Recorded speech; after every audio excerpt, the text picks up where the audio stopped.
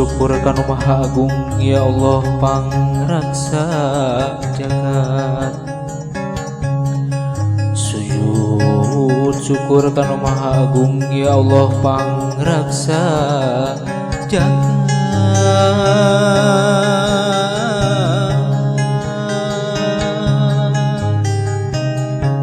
Kirimis citang jisim ngeprung nasi lantangan nyang hunyar di juru negeri minglang laku esi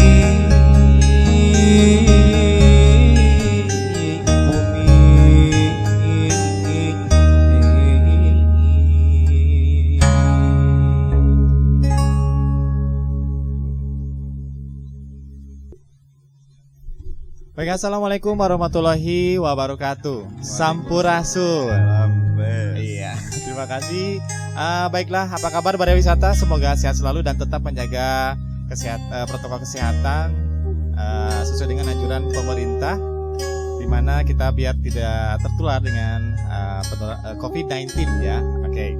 Baik, jumpa lagi dengan saya Dani Braco dalam program Bincang Wisata yang mana merupakan program dari Disparpora Kabupaten Tasikmalaya, dan saya akan mengingatkan Anda semua para wisata dimanapun Anda berada, jangan lupa like, komen, subscribe, dan share channel YouTube-nya Disparpora Tasikmalaya. Dan untuk episode kita kali ini, kita menghadirkan salah satu tokoh, dia salah satu orang-orang yang yang luar biasa aktivasinya, kemudian kiprahnya beliau. Jadi saya akan bacakan saja. Beliau adalah Komisi 4 DPRD Kabupaten Tasikmalaya, kemudian Wakil DPC P3 di Kabupaten Tasikmalaya, kemudian pimpinan pesantren Darul Abror di Kecamatan Cisayong, dan juga beliau adalah salah satu pengajar di pesantren Darul Abror juga ya. Dan beliau ini kelahiran 4 Juli 1972, luar biasa nih, pengalamannya luar biasa. Kita sambut, beliau adalah Kang Asop. Halo Kang Asop, apa kabar? Assalamualaikum Kang Dani. Baik. Siap. Siap ya. Sudah siap? Siap dong. Siap berbincang-bincang mengenai pariwisata? Oke, siap. Baik. Oke, kayaknya udah ini ya, semangat ya Kang ya? Semangat dong. Oke, harus semangat. Baik Kang, kita akan berbicara masalah pariwisata nih Kang ya. Menurut Akang sendiri nih ya, apa sih definisi pariwisata dilihat dari sudut pandang politik nih? Ya. Oke, saya pikir pariwisata itu kan tidak bisa terlepas dari keputusan politik. Karena wilayah-wilayah pariwisata di setiap daerah maupun di tingkat nasional tentu akan dilindungi oleh sebuah regulasi. Betul. Perlindungan terhadap masyarakat, lingkungan, kemudian kepuasan publik dan yang lainnya. Pelaku wisata juga sama ya? Ya, ada sama. Okay. Begitu, sehingga tentu keputusan politik itu sangat berpengaruh sekali terhadap dinamika dan perkembangan pariwisata di setiap daerah. Baik. Jika memang keputusan politik itu berpihak terhadap pariwisata, insya Allah pariwisatanya berkembang. Tapi kemudian sebaliknya, jika keputusan politik itu kemudian tidak berpihak, ya biasanya tersendat-sendat juga pariwisata. Baik. Wah, ini seru sekali ya ngobrol sama Kang Asop ini. Satu pertanyaan jawabannya luar biasa ya. Baik Kang, saya mau tanya lagi nih Kang nih. Menurut Akang nih ya, apa sih pengaruh politik terhadap pariwisata gitu? Besar sekali. Pertama dari sisi sudut pandang fundamental ya. Jika kemudian keputusan pemerintah dalam hal ini pengambil keputusan politik tidak dilakukan di daerah, betul, maka tentu feedback-nya tidak berkembang pariwisata. Tetapi kemudian jika putusan politik ini diterapkan di satu daerah, maka tentu banyak faktor yang akan berpengaruh terhadap publik. Kesenangan tentu. Karena salah satu parameter adanya pariwisata itu kan bagaimana meningkatkan indeks kebahagiaan masyarakat. Betul. Nah, indeks kebahagiaan masyarakat itu bisa diukur dari sisi material, kemudian imaterial, atau dari sisi kemudian kepuasan mereka berada di sana. Belum lagi kalau konteksnya ekonomi. Betul. Banyak variabel yang sangat berkembang, tetapi itu kan tidak berdiri sendiri. Betul. Tentu yang satu dengan yang lainnya akan senantiasa saling bertautan dan saling mengisi. Baik. Ini tadi bicara masalah indeks kebahagiaan. Saya mau tanya nih, Kang bahagia banget nggak ini saat ini? Ya kalau saya bahagia, Bahagia, ya. Bahagia bisa ketemu dengan kru yang ciamik-ciamik ini seperti ini. Ya, apalagi Kang Denny nih, Ya. smile. Ya, saya harus smile karena memang smile itu merupakan salah satu ciri dari hospitality gitu ya. Gitu, ya. Baik Kang, nih saya mau tanya lagi nih Kang. Menurut Anda nih, seperti apakah regulasi pariwisata yang ideal demi penguatan daya saing industri pariwisata nih ya? Apakah regulasi yang ada sekarang sudah cukup memadai atau gimana? Struktur regulasi yang ada di Indonesia itu kan berawal dari Undang-Undang Nomor 10 tahun 2009. Betul. Nah, tetapi sampai hari ini ke daerah itu tidak terelaborasi. Ya, bukti nyata tentang kepariwisataan di Kabupaten Tasikmalaya misalkan, ini baru rencana. Betul. Baru rencana induk kepariwisataannya baru saat sekarang ini saya regulasikan. Nah, oleh kenanya tentu ini menjadi keterlambatan di sebuah daerah. Kenapa demikian? Karena memang di Kabupaten Tasikmalaya tentu dengan dinamika kehidupan masyarakatnya heterogen, baik dari kultur pertanian, kereligiusan maupun yang lainnya, terlebih kalau ketika kemudian pemekaran kota kabupaten berpisah. Betul, ya. Sehingga kemudian restrukturisasi, kemudian konstruksi kembali dikembalikan kepada regulasi yang ada, tentu menjadi sebuah keniscayaan. Saya memandang ini ada keterlambatan akselerasi antara bagaimana regulasi dari pusat, provinsi, kemudian ke daerah. Di Kabupaten Tasikmalaya ini rasanya kurang. Itu yang pertama. Yang kedua, belakangan ini baru kepemimpinan Pak Bupati saat sekarang ini itu dimasukkan kepada visi misi, bahkan rencana strategis bahwa pembangunan di Kabupaten Tasikmalaya posisi pada hari ini ditujukan kepada dua hal. Pertama, konten pertanian. Betul. Kemudian yang kedua, kemudian indeks kebahagiaan di pariwisata. Betul. Nah, artinya kalau saya sih terlambat ya, tapi tidak sama sekali enggak. Enggak ya. Nah, bukti nyata hari ini juga kawan-kawan sudah mulai konsen, kemudian di DPRD juga sudah mulai begitu antusias, sehingga pada posisi tahun ini sudah disampaikan ke DPRD, dan insya Allah pada bulan Desember payung hukum yang menangani formulasi pariwisata bentuknya seperti apa di Kabupaten Tasikmalaya insya Allah akan terjadi. Itu bukti keseriusan kami untuk masa itu. Mantap sekali nih, saya senang banget bisa bertatap muka dengan seorang Komisi 4 nih ya. Luar biasa sekali pertanyaan. Berarti lihat dari jawaban-jawaban Kang Asop ini, berarti Akang lebih dekat banget dengan masyarakat ya, saya lihat. Ya kalau nggak dekat mungkin saya nggak terpilih. Iya betul juga ya. Baik Kang, ini sekarang bicara masalah undang-undang nih ya. Dalam Undang-Undang Nomor 19 Tahun 2009 tentang kepariwisataan nih Kang ya. 19 atau 2009?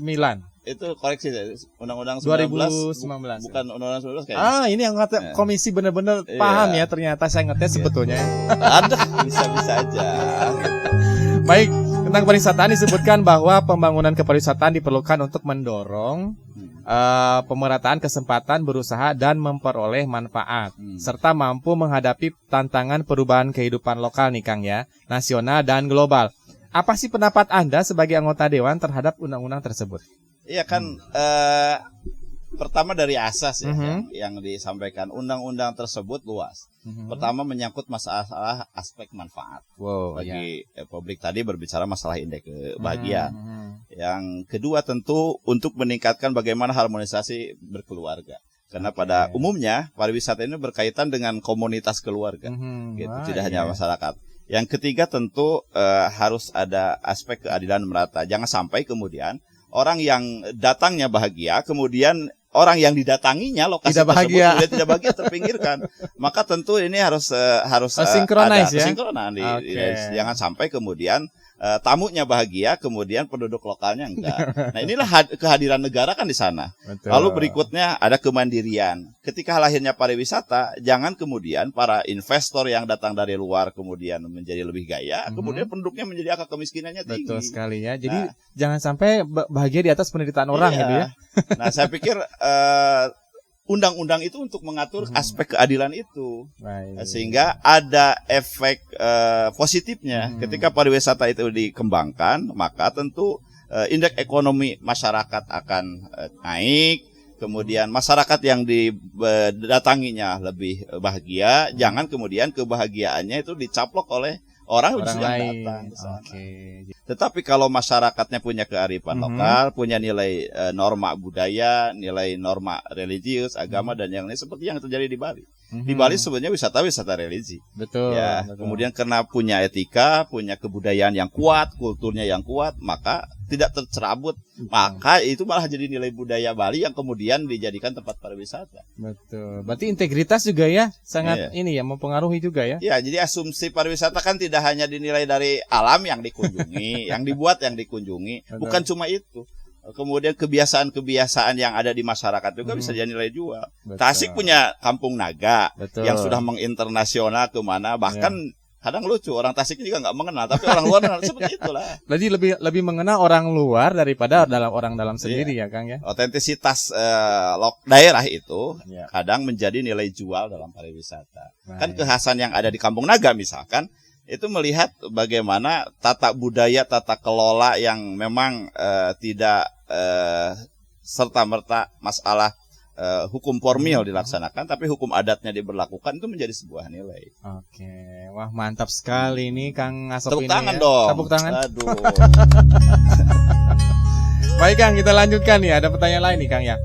Pariwisata mempunyai peranan penting nih ya dalam pembangunan ekonomi di berbagai daerah dan yang menjadi salah satu sektor unggulan dalam memperoleh devisa nih Kang ya. Kita ngomong-ngomong masalah devisa ini. Kebijakan pemerintah daerah mana nih yang paling tepat untuk diterapkan di Kabupaten Tasikmalaya menurut seorang Kang Asop dari Komisi 4 DPRD Kabupaten Tasikmalaya? Iya. Di Tasikmalaya itu tadi saya katakan, apalagi tahun ini ya. Tasikmalaya itu kan hidup di negara Republik Indonesia, Betul. tidak berdiri sendiri. Nah, oleh karenanya saya pikir ketika berbicara masalah devisa negara itu berkaitan dengan kedatangan baik domestik, pengunjung domestik maupun yang lainnya. Nah, hari ini yang didialogkan kemudian yang menjadi dinamika antara pemerintah dan DPRD dan publik dan masyarakat bahwa unsur pariwisata ini tidak menjadi dominasi pemerintah daerah. Betul, betul. Bahkan undang-undang desa juga memberikan keluasaan kepada ruang-ruang publik, termasuk masyarakatnya sendiri. Nah, oleh sebab itu, tentu ini sangat memerlukan pembinaan, sosialisasi, harmonisasi di Berikut masyarakat. pelatihan juga ya Kang ya. Tentu, karena Oke. biasanya pariwisata kan lebih berkaitan dengan cendera mata, Betul, dengan betul. konsumtif. Betul. Orang datang ke sana perlu makan, orang ke sana perlu nginap, Oleh-oleh. orang ke sana perlu oleh-oleh, orang ke sana perlu seperti Akang nih biasanya travel dan yang lainnya. Belum lagi dan yang berkaitan dengan pihak luar. Nah, oleh sebab itu ini adalah potensi-potensi devisa yang memang satu kali investasi di pariwisata kemudian terus berkelanjutan. Tapi berkesinambungan gitu Berbeda ya. Kang, dengan ya? investasi infrastruktur. Iya. Satu kali kemudian rusak. Biasanya Rusak. pariwisata rusak saja menjadi nilai estetis. Betul ya. Jadi Iya. spot foto atau apa ya kan? Apalagi sekarang kan generasinya generasi selfie. Oke, mantap sekali ini ya. gitu. Aduh keren banget nih Kang nih. Sebagai seorang Komisi 4 ternyata luar biasa nih ya. Saya bangga banget ya di daerah sendiri punya sosok seorang Kang Asop sendiri. Wah, Jadi mantap saya deh. waktu kecil kurang bahagia. Nah, oleh karena sekarang ekspresinya Iya. setelah menjabat ini jangan dialami oleh anak-anak Baik, seusia saya. keren banget ya. Iya. Tapi sekarang alhamdulillah bahagia banget Bahagia ya Kang nih ya. ketemu dengan Akang, Oh, udah iya. minum kopi. Keren banget ya. segala macam. Baik Kang, kita perdengarkan salah satu lagu nih, persembahan dari rekan kita dari Sakata nih. Kita memberikan Sakata sebuah ya? lagu ya. Sakata ya? Dia Sakata, saya 2 kata. Oh iya, saya 3 kata kan saya panjang-panjang ngomong. Baik nih ada salah satu lagu di Silakan Kang Hari.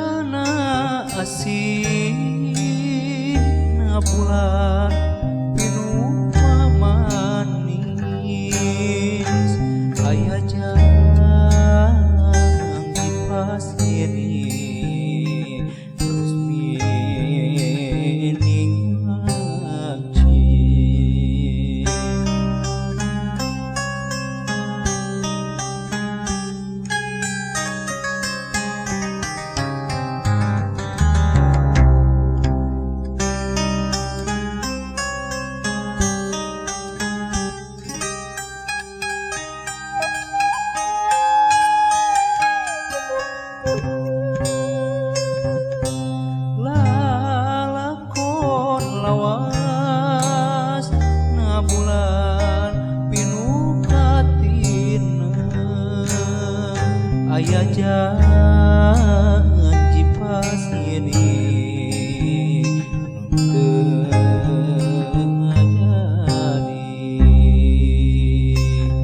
mangsa samoja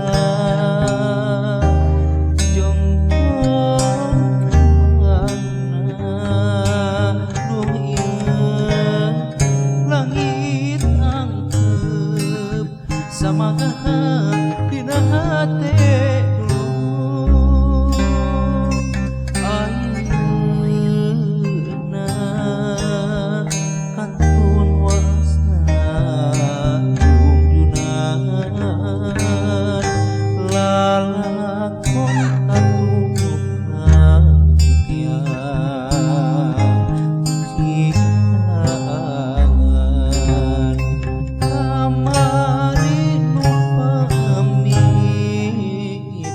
kamarinu pamit datang deui kalangkang ayeuna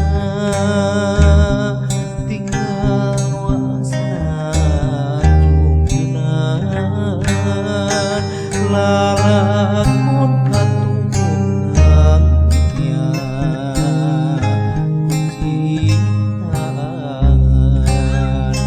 kamarinu reumit kamarinu leungit rek lempung deui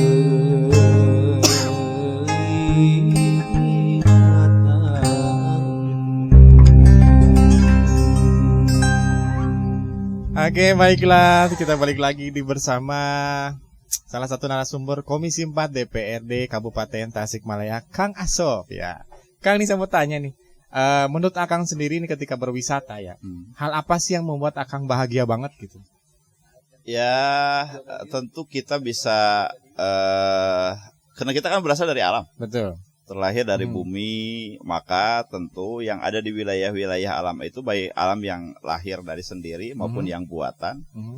Angka kebahagiaan itu ketika kemudian kita lahir dari rahim itu, maka udara menjadi nilai kebahagiaan. Betul, kemudian matahari kita menjadi kebahagiaan dimanapun gitu. Tapi kadang suka ada yang mengeluh loh, Kang. Apanya yang mau? Aduh, panas pisan, ngiuhan gitu. Oh, hujan, ngiuhan gitu. Ya, di Indonesia ini kan lengkap. Lengkap ya. Nah, mau berjemur ada, Iya. karena daerah tropis. Mau Mau hujan-hujanan ada. Ada. Mau cebur ke kali juga ada. Mau kotor-kotoran ke sawah juga ada. Bisa. Mau berselancar di laut ada. Berarti sebuah anugerah ya, Kang ya. Anugerah. Anugerah di mana alam akan memberikan kebahagiaan ke kita Betul. tergantung aktivitas kita terhadap Betul, alam betul, gitu ya, betul. Kang ya. Wah, mantap sekali. Baik, Kang ya. Kita akan berbicara lagi mengenai pariwisata nih, Kang. Ini ada salah satu pendekatan ya, strategi yang dikembangkan Kementerian Pariwisata nih dalam rangka pemasaran pariwisata, yaitu BAS, branding, advertising dan selling nih, Kang ya. Nah, menurut Anda sudah sejauh mana sih strategi yang barusan saya sebutkan diterapkan di Kabupaten Nah, Tasikmalaya? ini yang jadi problem utama. Bahwa saya mengamati cukup lama di Komisi 4 gitu. Cukup lama berinteraksi dengan pemerintah. Nah, pemerintah belum bisa memberikan spesifikasi branding apa yang menjadi ikon Tasikmalaya dalam konteks pariwisata. Ya, kita kan udah jelas masyarakat pertanian, pantai juga ada, hutan juga ada, lingkungan kita juga yang dikelola misalkan PTPN, Perhutani dan yang lainnya.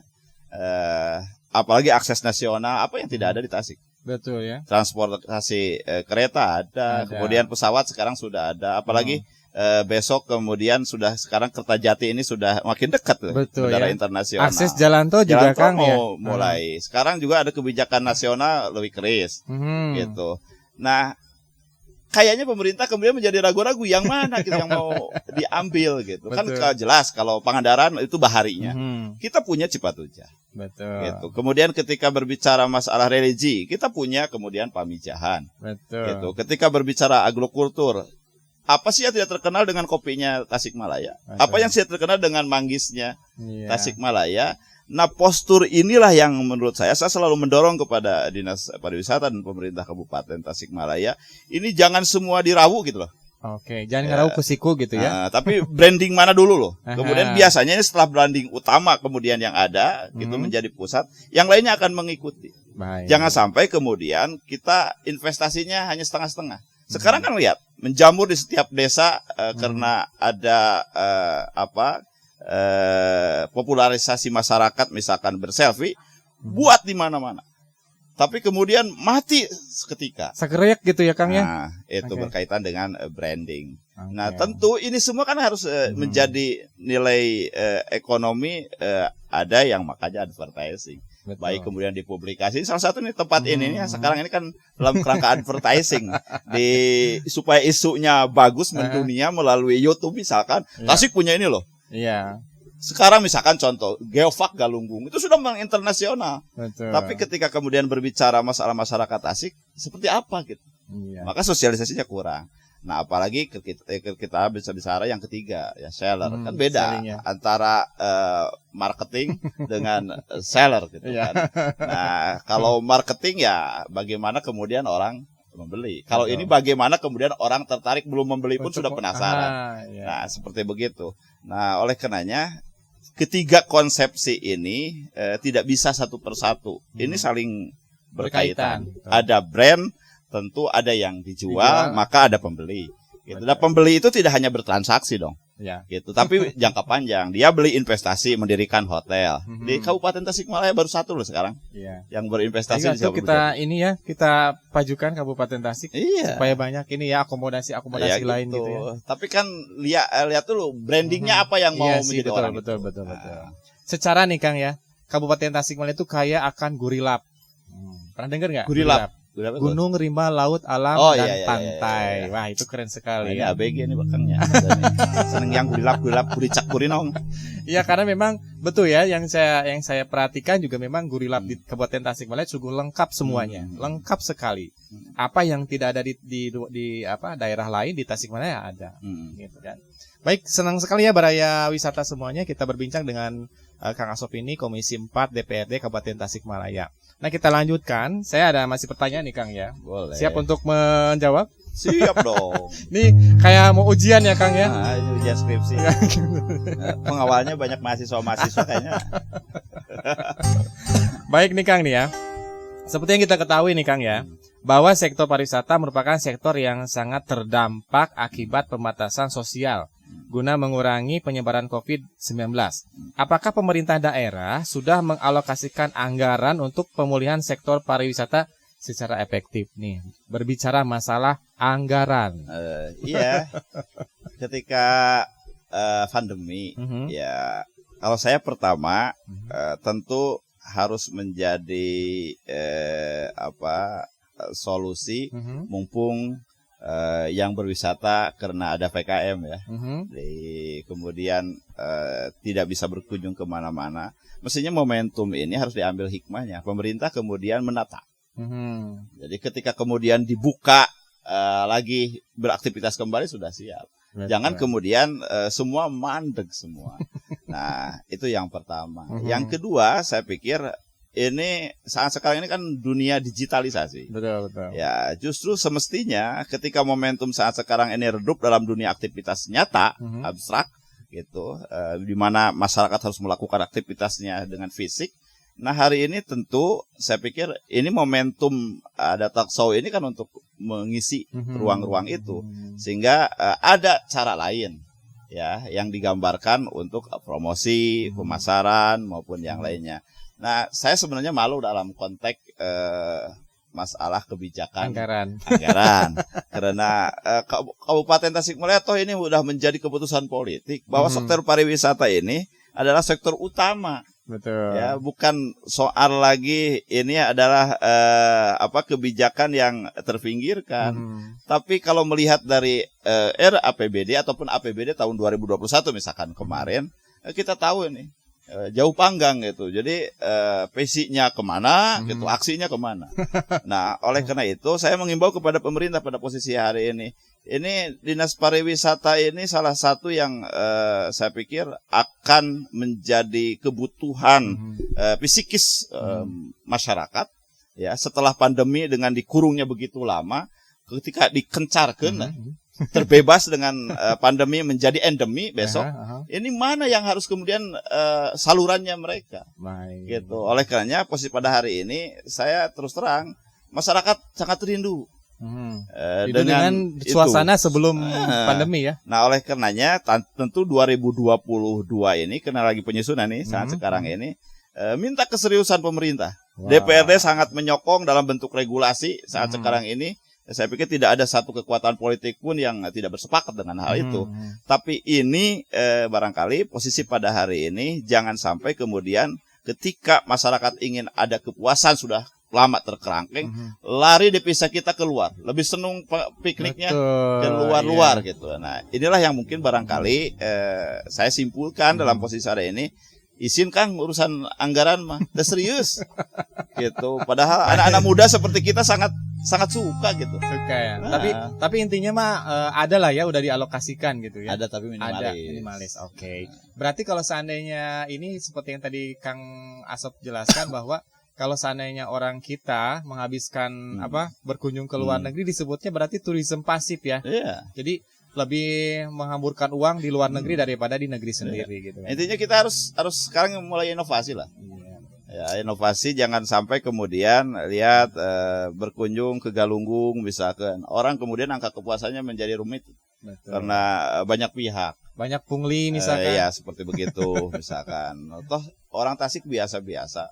Ya wisata misalkan olahraga ke gunung melalui bersepeda, kemudian melalui motor, kemudian hiking rally atau naik gunung dan yang lainnya. Sekarang sudah mulai tumbuh dari kalangan muda, bahkan dari PAUD sampai sekarang ini kan nilai-nilai ekonomi. Betul. Bisa jadi kemudian orang kalau kepuasan wisata itu kan berdasarkan face to face, saling bercerita, saling bertatapan, bercerita, multi level gitu yang lainnya. Nah, ketika kemudian ini yang dibicarakannya negatif, orang senggak kok datang ke kita. Betul. Jangankan mungkin orang luar, yang di dalam aja menjadi isu negatif menyampaikan kepada yang lain. Betul ya. Begitu. Mantap sekali, Kang nih. Saya pengalaman pribadi nih, Kang nih ya. Pak itu saya mengajak salah satu wisatawan, bule ya. Bule dari Venezuela nih, Kang ya. Saya satu rombongan, satu mobil, di depan itu ada mobil plat merah dong. Ya. Setelah memasuki area Mangunreja, di situ dari mobil merah itu, plat merah itu, dia buang kulit jeruk sama tisu. Udah jelas itu yang melemparnya itu ibu-ibu lah kelihatan. Yang di belakang shock. Si bule-bulenya pada shock. Kunaon cenah eta kalau diterjemahin gitu ya. Kenapa itu sampai buang sampah ke jalanan? Akhirnya saya dibebenyoin. Itu bahwa yang buang itu sembarang itu adalah anak-anak, saya bilang. Rarepeh dong yang si bulenya itu. Terus ada kejadian lagi. Saya bawa tamu Argentina ke Gunung Galunggung. Dia balik lagi sampai nggak jadi menikmati yang namanya Gunung Galunggung. Karena apa? Sampah di mana-mana. Terus toiletnya semerbak harum mewangi sepanjang hari. Jadi dia langsung balik lagi. Itu sebuah PR mungkin ya untuk kebersamaan kita bahwa sampah itu nomor satu harus bersih ya Kang ya. Iya makanya Kang dalam konteks regulasi misalkan sampah. Kabupaten Tasikmalaya ya. Itu kan kultur hidupnya masyarakat perkotaan ada di wilayah ibu kota. Nah, kemudian masyarakat pedesaan 351 desa. Justru kalau berbicara masalah pariwisata itu tidak lepas dari identik masalah sampah. Yes, betul. Masalah sampah rumah tangga, sampah pengunjung dan yang lainnya. Nah, saya sedikit pada posisi pada hari ini jujur saja DPRD lagi mengusulkan perda inisiatif tentang pengelolaan sampah. Dan insya Allah tanggal 31 Desember kita akan undangkan. Jadi kami berharap dalam persampahan ini tidak hanya penanganan, tapi yang dibutuhkan oleh masyarakat Tasikmalaya itu adalah pengurangan dan aksi ya Kang ya. Iya, pengurangan. Nah, pengurangan itu bisa menjadi nilai produksi. Kan di Tasikmalaya lucu gitu. Sampah kemudian di perkotaan dididik ada organik, ada non organik sudah dipisahkan di perkampungan. Tapi dalam kerangka penanganan dicampurkeun deui Kang dina truk. Gitu. Ngapain edukasi seperti begitu? Mending ya kalau karedok dicampur enak gitu ya. Tapi kalau melihat di beberapa daerah, justru sampah itu sudah ditangani di tingkat-tingkat rumah tangga. Nah, maka menjadi nilai kalau bahasa aktivis sampah ada 3 variabel. Pertama yang perlu itu di pendekatan penanganan sampah itu omong-omong. Diomong-omongkan, diedukasi masyarakat. Diwawarkeun. Termasuk pengunjung pariwisata. Ya. Yang kedua iming-iming. Ya, maksud iming-iming bukan bernilai benefit ya, tapi sampah ini bisa menghasilkan nilai guna yang tinggi. Kalau organik bisa jadi pupuk, kalau anorganik bisa jadi kerajinan.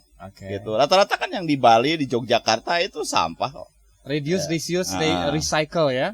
Baru berbicara aman-aman. Semua kemudian akhirnya menjadi kesadaran kolektif.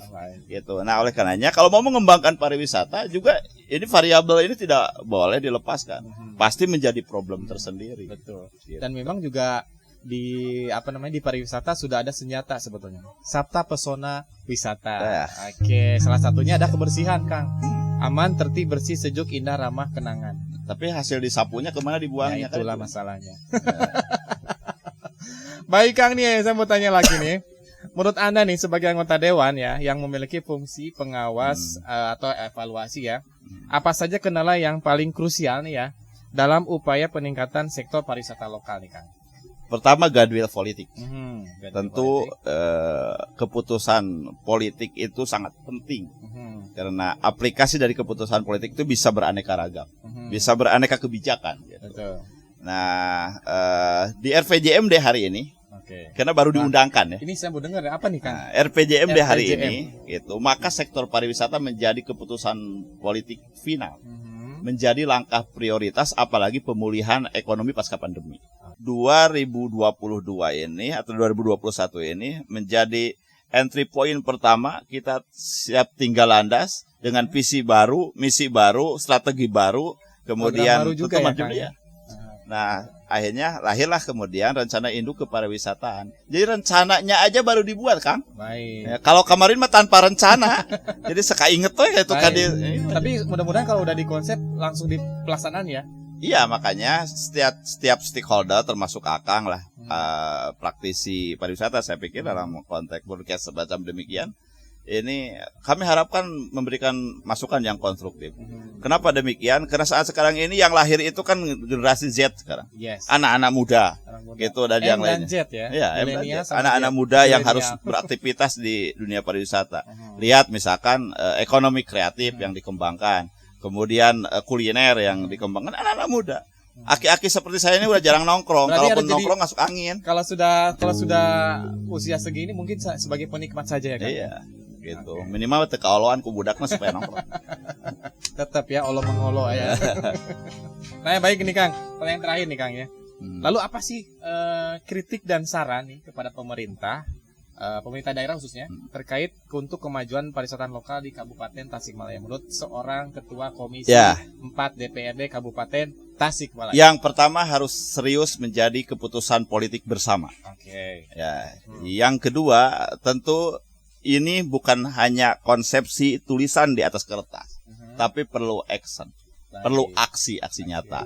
Aksi nyata itu tidak mungkin hanya mimpi, gitu. Tetapi harus disupport dengan kebijakan politik anggaran yang sangat kuat. Tapi politik anggaran pun dengan kuat dan besar akan sia-sia kalau kemudian tidak terstruktur. Arahnya kemana? Nah, saya melihat mendorong kepada pemerintah, tolong berikan 5 tahun ke depan itu skala prioritas yang mana, yang kira-kira bisa menjadi instrumen bagi semua kalangan. Misalkan contoh. Saya mengkonsepkan karena di Tasikmalaya itu ada 3 wilayah jalur yang bisa dijadikan kebijakan strategis nasional. 1 wilayah selatan dengan Jabar Selatan. Tentu itu wisata baharinya mau seperti apa? Yang karena kalau seperti itu orang akan lewat ke Pangandaran terus. Tetapi mungkin di Pangandaran ada waktu jenuhnya. Betul. Ya, karena tentu saking sering jadi bosan ya Kang. Pasti ketika kemudian Sukabumi dikembangkan, Garut dikembangkan, Bogor dikembangkan, orang saat sekarang ini dengan kepadatan penuh akan ke selatan. Tapi kalau kemudian ke selatan di sana tidak disiapkan sedemikian rupa, maka orang hanya lewat transit. Nah, yang kedua di jalur tengah. karena ada tol. Ini malah justru kalau kemudian kita tidak serius, tidak terstruktur dengan bagus, orang akan lewat kok dari Jakarta ini mendingan bablas ke Jawa Tengah. Betul. Gitu. Maka tentu kegiatan ekonomi misalkan ada Raja Pola atau mungkin kepadatan penduduk yang ke Galunggung itu segan kok orang kena keluarnya dan sana di pusat ibu kota Singaparna. Mau ke Galunggung macet-macetan. Sekarang kemudian infrastruktur di ibu kotanya agak tertata. Maka itu langkah-langkah yang harus digambarkan. Apa gunanya ada jalan Cisinga? Nah, kemudian yang ketiga di utara. Harap diingat di utara ini yang saat sekarang ini transnasional. Dulu saja ketika lahirnya flyover. Itu Raja Pola mati kok. Iya. Ya. Pararengko ya. Ya.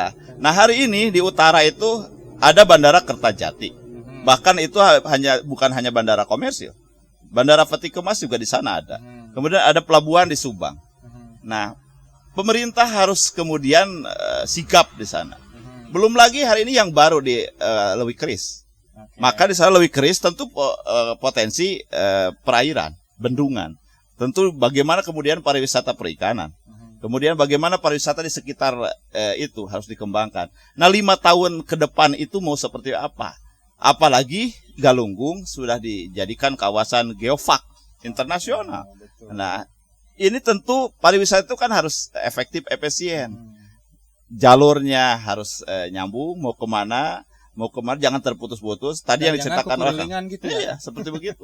Apalagi saya pikir ini akan meningkatkan nilai investasi. Maka DPRD ini yang ketiga nih saat sekarang ini berdasar inisiatif. Banyak sekali nih Ya, kritik sarannya. lahirlah usulan Perda Inisiatif tentang penanaman modal. Karena ini tidak mungkin nanti orang mau berinvestasi di Tasikmalaya izinnya dipersulit. Iya, ya. Kemudian krusial masyarakat akhirnya konflik sosial. Makanya di tahun ini pertama manajemen pariwisatanya berupa induk pariwisataan kita paksa pemerintah. Dan sekarang sudah masuk ke legislasi DPRD bahkan sudah ke tingkat pansus.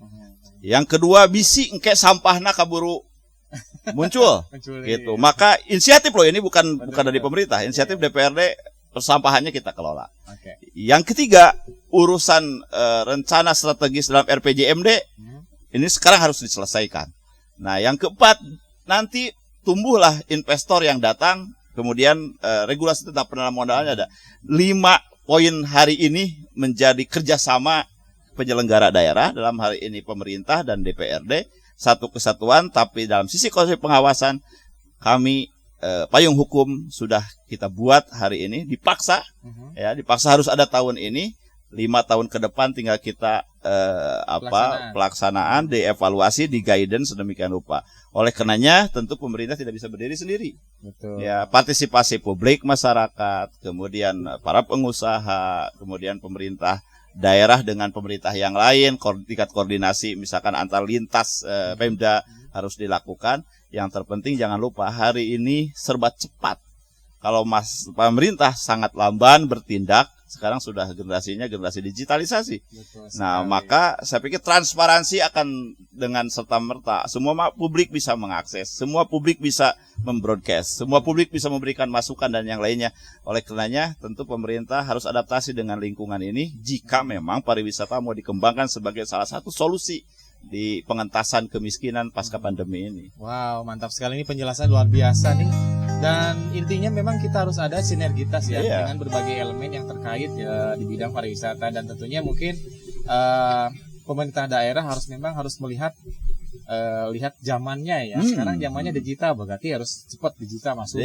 Kalau zamannya ini masuk ke ini gitu ya. Biar tidak ketinggalan ya Kang ya. Betul. Nah, sekarang Kang, ini saya punya game Kang. Siap. Tinggal pilih saja yang mana menurut Akang sesuai dengan hati nurani. Oh, ini kuis nih. Iya, kuis. Jebakan nih bukan? bukan jebakan. Jangan-jangan saya dipelonco nanti. Oh, enggak. Kita tidak ada pelonconya. Nanti saya dimarahin Pak Kasih nanti.